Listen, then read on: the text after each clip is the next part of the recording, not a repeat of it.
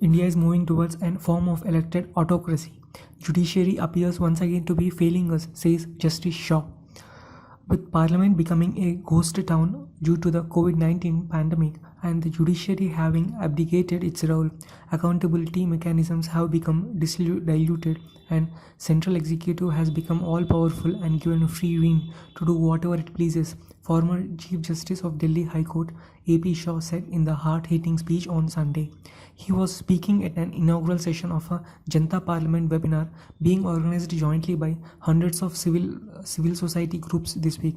Justice Shah said that the budget session has been adjourned since the adjourned sine on March 23rd, despite the fact that the Parliament had previously continued to function through other times of crisis, including the wars of 1962 and 1971, and met the very next day after its own building faced a terror attack in 2001. Parliaments of other countries had also continued to function through hybrid or completely virtual sessions through the pandemic, enabling remote voting to ensure the legislative business could continue. In contrast, the Indian Parliament has remained a ghost town since the March 2020, said Justice Shah.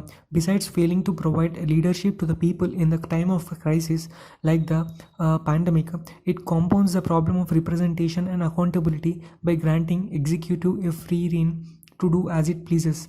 Executive accountability in these conditions is the thing of memory, for there is no one to raise any questions about these actions, he said. Social activist Aruna Roy accused the government of using this opportunity to push through the policies in most undemocratic way. She listed the dilution of labor laws, waiving of environmental protections, and ramming through a new education policy with no vetting by Parliament as examples. Justice Shah did not spare his own branch of the government either.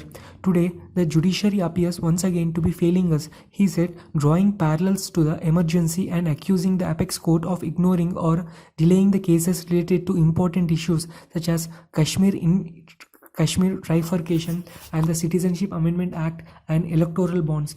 In some cases, such as that of the internet access in the Kashmir, the Supreme Court has all but abdicated its role and arbiter and handed over the matter to the executive-run committee to determine it, he said. He warned that the dilution of accountability mechanisms during the pandemic is the continuation of a dangerous trend moving India towards a form of elected autocracy, while what we see happening in India today is an insidious takedown of each of these institutions and mechanisms empowered to hold the executive accountable, he said.